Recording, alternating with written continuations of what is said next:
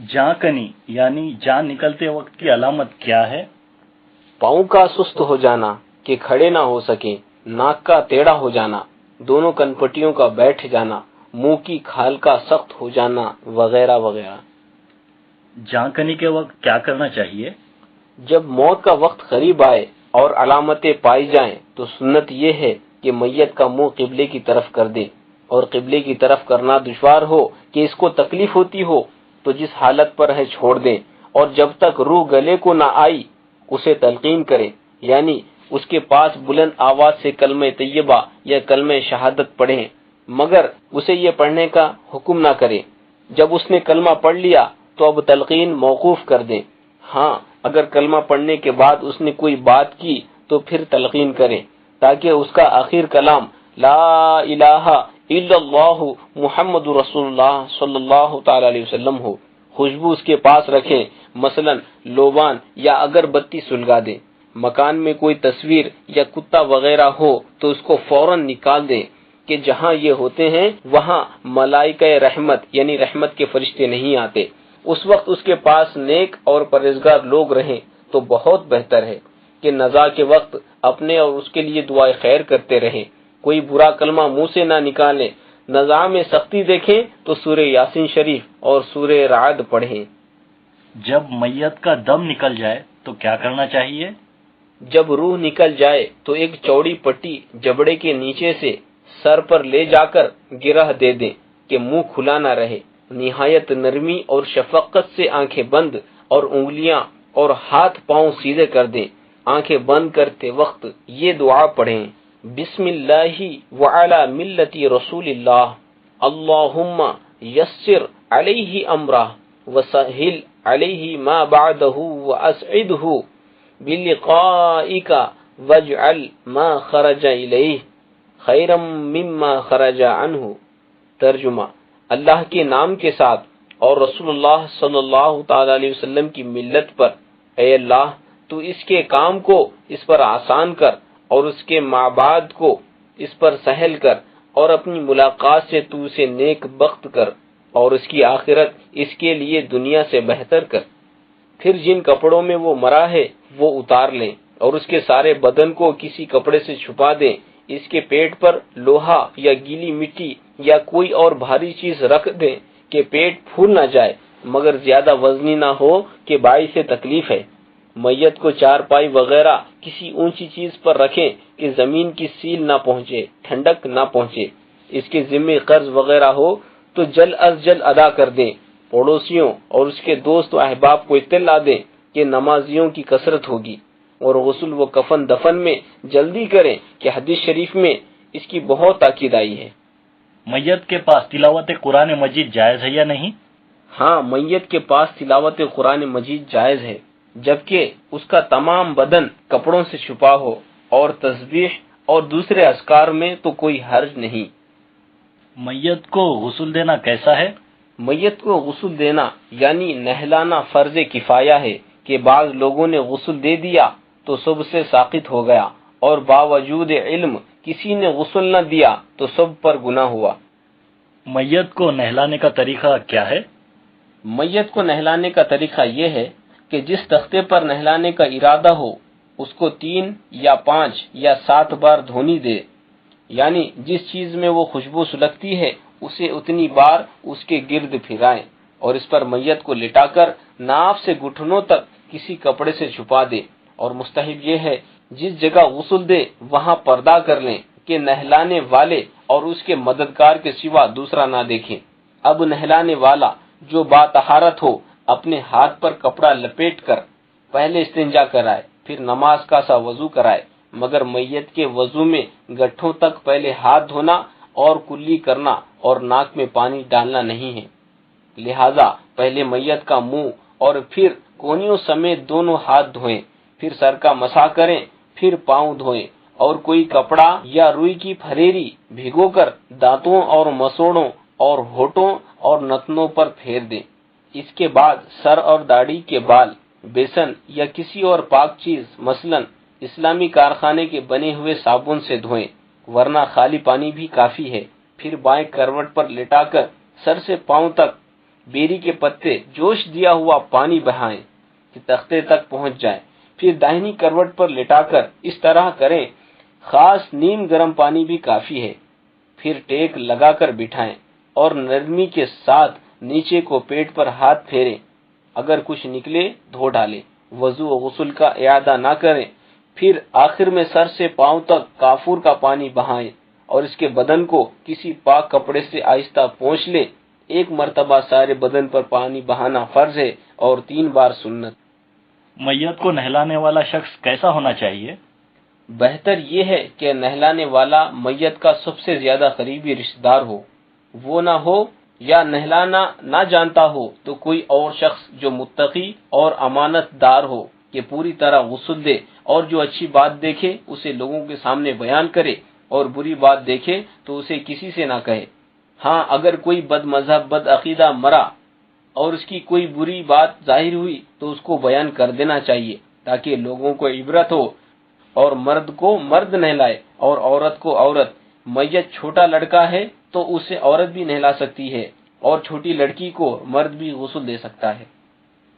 میت کے غسل کے لیے نئے گھڑے یا لوٹے ضروری ہے یا استعمال شدہ؟ میت کے غسل کے لیے نئے گھڑے لوٹے ضروری نہیں، گھر کے استعمال شدہ گھڑے لوٹے سے بھی غسل دے سکتے ہیں، اور غسل کے بعد انہیں توڑ ڈالنا ناجائز و حرام ہے۔ زیادہ سے زیادہ یہ ہے کہ انہیں دھو ڈالیں اور اپنے استعمال میں لائیں یا مسجد میں رکھ دیں، لیکن اس خیال سے نہیں کہ ان کا گھر میں رکھنا نحوست ہے کہ یہ تو نری حماقت ہے، بلکہ نیت یہ ہو کہ نمازیوں کو آرام پہنچے گا اور مردے کو اس کا ثواب۔ میت کو کفن دینا کیسا ہے؟ میت کو کفن دینا فرض کفایہ ہے کہ ایک کے دینے سے سب پر سے گناہ اٹھ جائے گا، ورنہ سب گنہگار ہوں گے۔ مرد کے لیے کفن میں سنت کتنے کپڑے ہیں؟ مرد کے لیے سنت 3 کپڑے ہیں، لفافہ یعنی چادر جو میت کے قد سے اس قدر زیادہ ہو کہ دونوں طرف باندھ سکے، آزار یعنی تہبند چوٹی سے قدم تک یعنی لفافے سے اتنا چھوٹا جو بندش کے لیے زیادہ تھا، اور قمیض جسے کفنی کہتے ہیں، گردن سے گھٹنوں کے نیچے تک، اور یہ آگے اور پیچھے دونوں طرف برابر ہو، چاک اور آستین اس میں نہ ہو۔ عورت کے لیے سنت کتنے کپڑے ہیں؟ عورت کے لیے کفن میں 5 کپڑے سنت ہیں، 3 تو یہی، اور اوڑھنی اس کی مقدار 3 ہاتھ یعنی 1.5 گز ہے، سینہ بند یعنی سینے سے ناف تک، اور بہتر یہ ہے کہ ران تک ہو۔ ہاں، مرد اور عورت کی کفنی میں فرق ہے، مرد کی کفنی مونڈے پر چیریں اور عورت کے لیے سینے کی طرف، یعنی مرد کی کفنی کا گریبان مونڈے کی طرف ہوگا اور عورت کی کفنی کا سینے کی طرف۔ اگر کسی کو کفن سنت میسر نہ ہو تو کتنا کفن کافی ہے؟ کفن کفایت مرد کے لیے 2 کپڑے ہیں، لفافہ اور آزار، اور عورت کے لیے 3، لفافہ، آزار اور اوڑھنی، یا لفافہ، قمیص، اوڑھنی، اور یہ بھی نہ ہو سکے تو کفن ضرورت دونوں کے لیے یہ کہ میسر آئے اور کم از کم اتنا تو ہو کہ سارا بدن ڈھک جائے۔ کفن کیسا ہونا چاہیے؟ کفن اچھا ہونا چاہیے، یعنی مرد عیدین اور جمعہ کے لیے جیسے کپڑے پہنتا تھا اور عورت جیسے کپڑے پہن کر میکے جاتی تھی اس قیمت کا ہونا چاہیے۔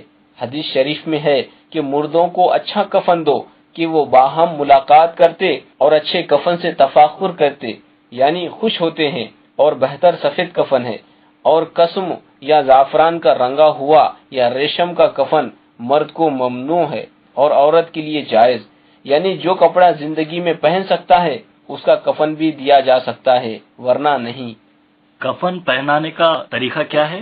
کفن پہنانے کا طریقہ یہ ہے کہ میت کو غسل دینے کے بعد بدن کسی پاک کپڑے سے آہستہ پونچھ لے کہ کفن تر نہ ہو، اور کفن کو دھونی دے کر یوں بچھائیں کہ بڑی چادر، پھر تیبن، پھر کفنی، پھر میت کو اس پر لیٹائیں اور کفنی پہنائے، اور داڑھی اور تمام بدن پر خوشبو ملے، اور مواضع سجود یعنی ماتھے، ناک، ہاتھ، گھٹنے، قدم پر کافور لگائیں، پھر آزار یعنی تہبند لپیٹیں، ایسے پہلے بائیں جانب سے پھر دائیں جانب تک، پھر لفافہ لپٹیں، پہلے بائیں پھر دائیں طرف سے تاکہ داہنا اوپر رہے، اور سر اور پاؤں کی طرف باندھیں کہ اڑنے کا اندیشہ نہ رہے، اور عورت کو کفنی پہنا کر اس کے بال کے 2 حصے کر کے کفنی کے اوپر سینے پر ڈال دے اور اوڑھنی نصف پشت کے نیچے سے بچھا کر سر پر لا کر منہ پر مثل نقاب ڈال دے کہ سینے پر رہے، پھر بدستور آزار اور لفافہ لپٹے، پھر سب کے اوپر سینہ بند سینے سے ران تک لا کر باندھ دے۔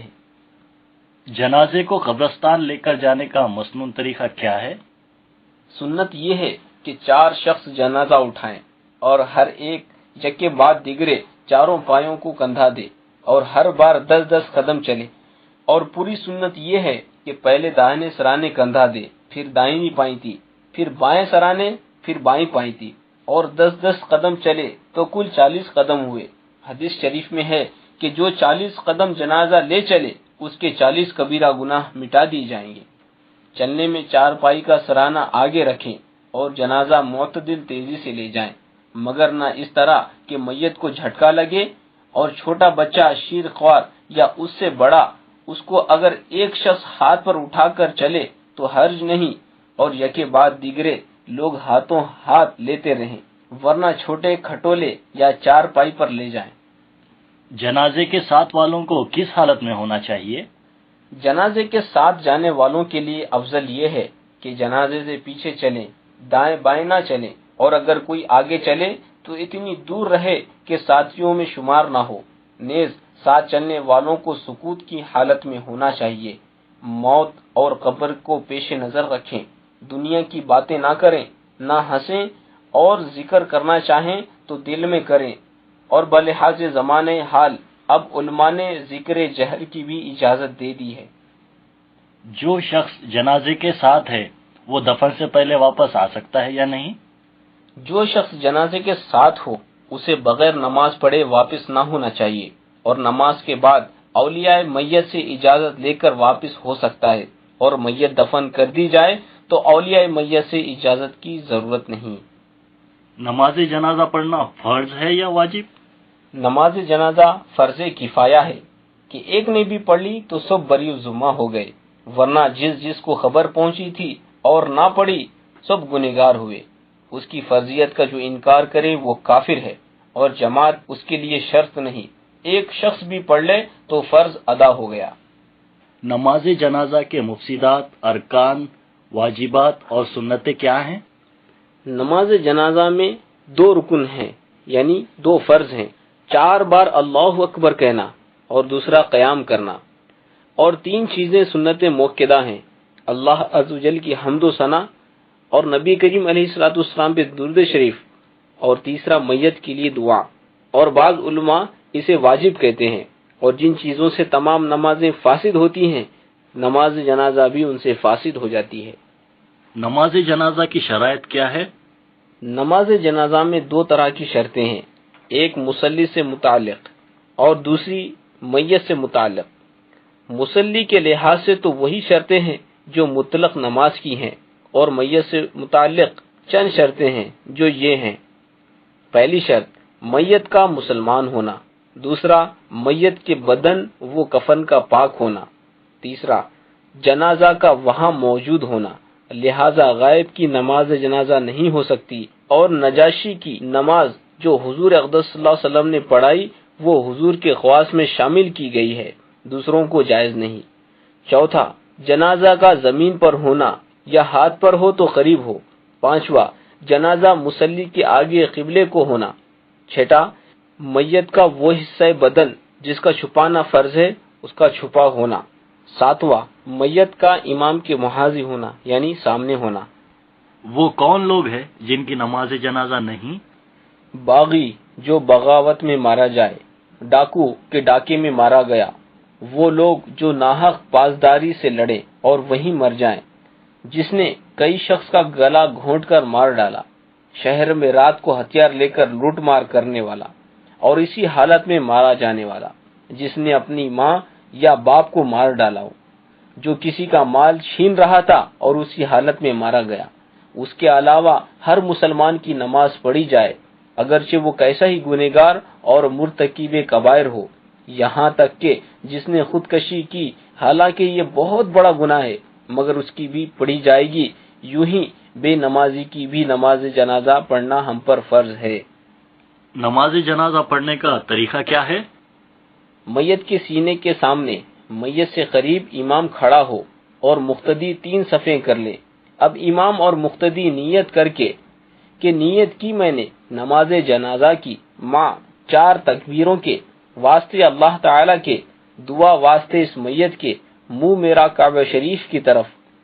امام امامت کی اور مقتدی اقتداء کی نیت کرے، کانوں تک ہاتھ اٹھا کر تکبیر تحریمہ کہتا ہوا ہاتھ نیچے لائے اور ناف کے نیچے حسب دستور باندھ لے اور ثنا پڑھے، یعنی سبحانک اللہم وبحمدک وتبارک اسمک وتعالی جدک وجل ثناؤک ولا الہ غیرک۔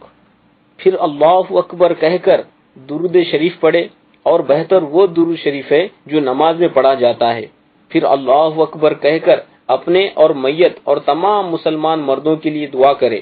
یہ 3 تکبیریں ہوئی۔ چوتھی تکبیر کے بعد بغیر کوئی دعا پڑھے ہاتھ کھول کر سلام پھیر دے۔ تکبیر اور سلام کو امام جہر کے ساتھ کہے، مقتدی آہستہ۔ باقی تمام دعائیں آہستہ پڑھی جائیں گی اور صرف پہلی مرتبہ تکبیر کہنے کے وقت ہاتھ اٹھائے جائیں، پھر ہاتھ اٹھانا نہیں۔ جنازے میں کون سی دعا پڑھی جاتی ہے؟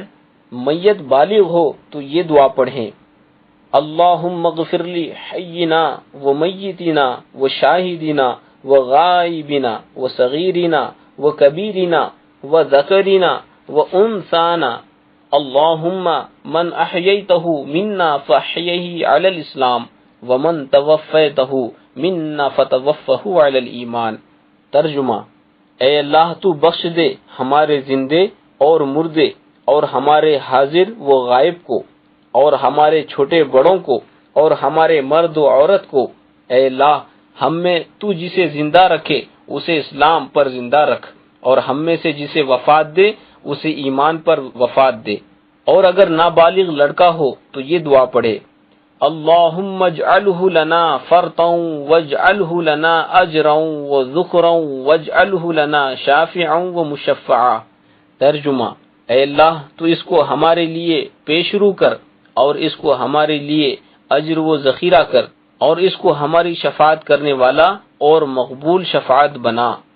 اور لڑکی کی ہو تو اجعلہا اور شافعتا و مشفعہ کہے۔ اور جو شخص اچھی طرح یہ دعائیں نہ پڑھ سکے تو جو دعا چاہے پڑھے، مگر وہ دعا ایسی ہو کہ امور آخرت سے متعلق ہو۔ اگر کئی جنازے ہو تو سب کی نماز ایک ساتھ پڑھ سکتے ہیں یا نہیں؟ کئی جنازے جمع ہوں تو ایک ساتھ سب کی نماز پڑھ سکتے ہیں، یعنی ایک ہی نماز میں سب کی نیت کر لے، اور افضل یہ ہے کہ سب کی علیحدہ علیحدہ پڑھے، اور اس صورت میں پہلے اس کی پڑھے جو اس میں افضل ہے، پھر اس کی جو اس کے بعد سب میں افضل ہے۔ وعلی ھذا القیاس، اور ایک ساتھ پڑھیں تو اختیار ہے کہ سب کو آگے پیچھے رکھیں، یعنی سب کا سینہ امام کے مقابل ہو یا برابر برابر رکھیں، یعنی ایک کی پائنتی یا سرہانے دوسرے کو۔ میت کی قبر پر نماز پڑھ سکتے ہیں یا نہیں؟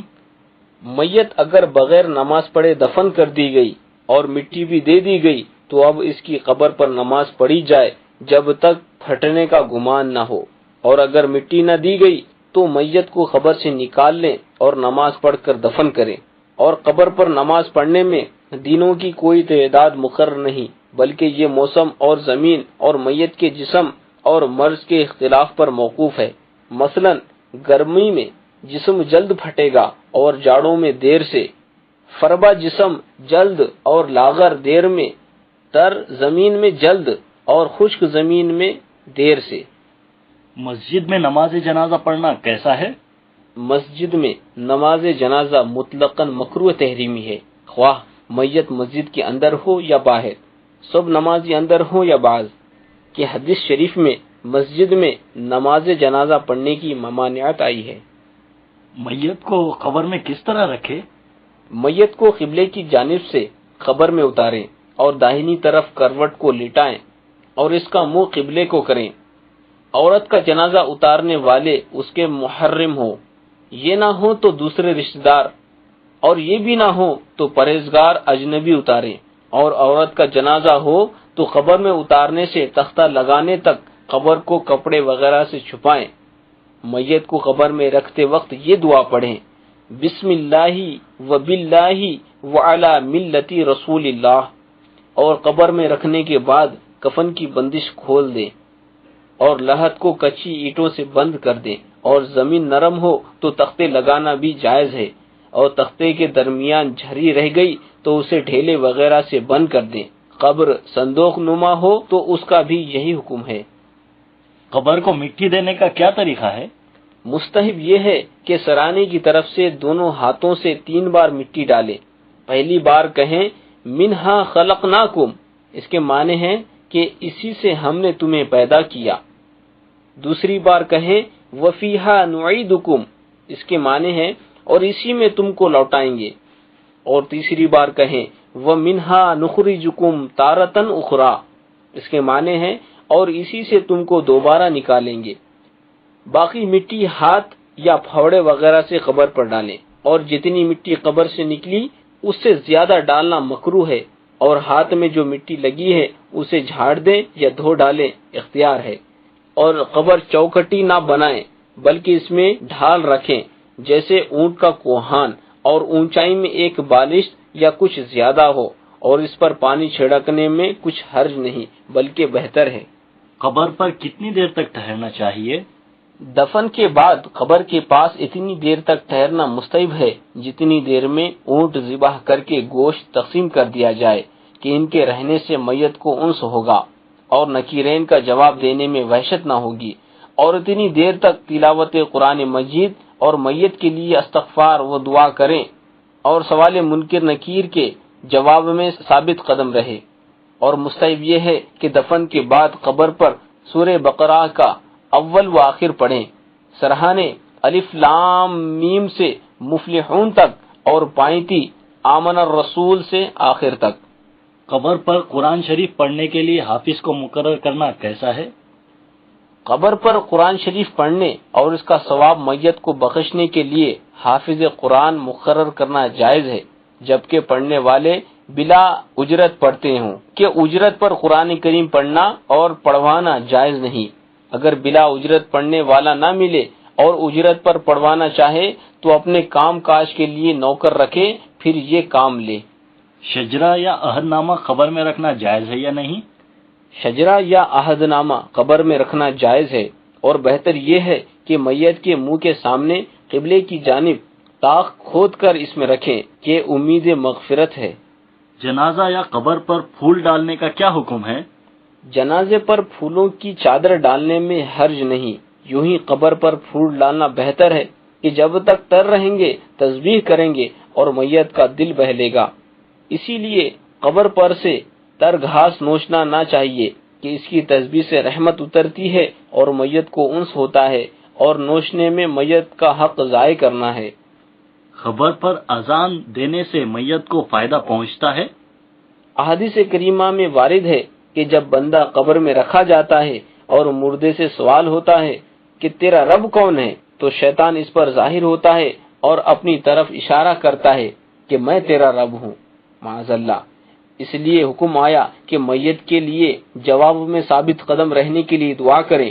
خود حضور اقدس صلی اللہ علیہ وسلم میت کو دفن کرتے وقت دعا فرماتے، الہی اسے شیطان سے بچا۔ اور صحیح حدیثوں سے ثابت ہے کہ جب مؤذن اذان کہتا ہے تو شیطان پیٹ پھیر کر بھاگ جاتا ہے۔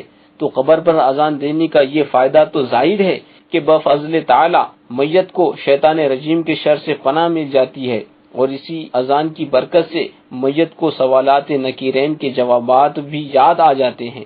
یہ دوسرا فائدہ ہوا۔ پھر اذان ذکر الہی ہے، اور جہاں ذکر الہی ہوتا ہے وہاں رحمت نازل ہوتی ہے، آسمان کے دروازے کھول دیے جاتے ہیں، عذاب الہی اٹھا لیا جاتا ہے، اور یہ تو ظاہر ہے کہ ذکر الہی وحشت کو دور کرتا اور دل کو اطمینان بخشتا ہے۔ تو قبر پر اذان سے میت سے عذاب اٹھ جانے اور اس کی وحشت دور ہو جانے کی قوی امید ہے، اس لیے اذان زندوں کی طرف سے میت کے لیے ایک عجیب نفع بخش تحفہ ہے۔ قبرستان میں کون کون سی باتیں ممنوع و ناجائز ہے؟ کسی قبر پر سونا، چلنا، پاخانہ پیشاب کرنا حرام ہے۔ قبرستان میں جو نیا راستہ نکالا گیا اس سے گزرنا ناجائز ہے، اور اپنے کسی رشتہ دار کی قبر تک جانا چاہتا ہے مگر قبروں پر گزرنا پڑے گا تو وہاں تک جانا منع ہے، دور ہی سے فاتحہ پڑھ لے، اور قبرستان میں جوتیاں پہن کر نہ جائے۔ اسی طرح وہ تمام باتیں ممنوع ہیں جو باعث غفلت ہوں، جیسے کھانا پینا، سونا ہنسنا، دنیا کا کوئی کلام کرنا وغیرہ۔ تعزیت کسے کہتے ہیں اور اس کا حکم کیا ہے؟ کسی مسلمان کی موت پر اپنے مسلمان بھائی کو جو میت کے اقارب سے ہیں صبر کی تلقین کرنا تعزیت ہے۔ تعزیت مسنون اور کار ثواب ہے۔ اس کا وقت موت سے 3 دن تک ہے، اور کوئی عذر ہو تو بعد میں بھی حرج نہیں۔ تعزیت میں یہ کہنا چاہیے کہ اللہ تعالی میت کی مغفرت فرمائے، اس کو اپنی رحمت میں ڈھانکے اور تم کو صبر دے اور اس مصیبت پر ثواب عطا فرمائے۔ نوحہ کرنا جائز ہے یا نہیں؟ نوحہ یعنی میت کے اوصاف مبالغہ کے ساتھ بیان کر کے آواز سے رونا، جسے بعین کہتے ہیں، حرام ہے۔ یوں ہی گریبان پھاڑنا، منہ نوچنا، بال کھولنا، سر پر خاک ڈالنا، سینہ کوٹنا، ران پر ہاتھ مارنا، یہ سب جاہلیت کے کام ہے اور حرام۔ یوں ہی سوگ کے لیے سیاہ کپڑے پہننا مردوں کو ناجائز ہے۔ یوں ہی بلے لگانا کہ اس میں نصارہ کی مشابہت بھی ہے۔ ہاں، رونے میں اگر آواز بلند نہ ہو تو اس کی ممانعت نہیں۔